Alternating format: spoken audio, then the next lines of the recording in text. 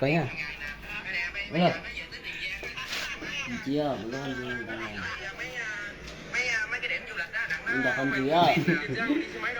Cha. khi tài xế phát hiện mùi rượu từ cảnh sát giao thông. Nhưng mà anh uống rượu chưa? Anh công nhận uống rượu không? Ông về đi pháp luật thế à? Tắt máy đi, cứ tắt máy đi, anh em nói chuyện với nhau. Anh uống rượu không? Anh công nhận uống rượu không? Tắt máy á. Nếu anh uống rượu tắt máy, anh cứ tắt máy đi. Ông kiểm tra nồng độ cồn của ông á.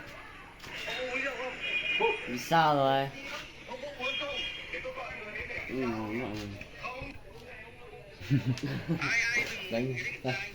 Xong rồi có xong tập tập post thôi, yên dùng mùi cho post được rồi. Đi thấy rồi.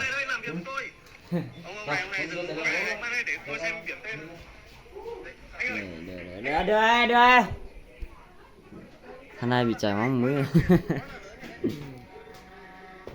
Tí hai lò tay. Tí hai tay lỡ vậy.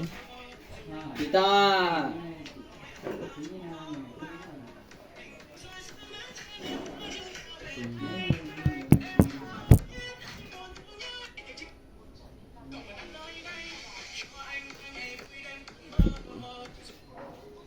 Chuyện trời thế nào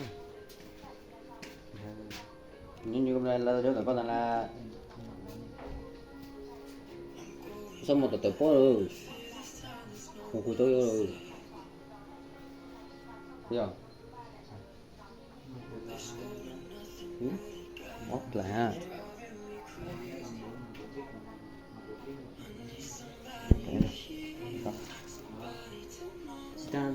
ô giờ con ra rồi cô trời xuống đâu có bộ nó vui lấy ít chả rồi đó chạy máu muối á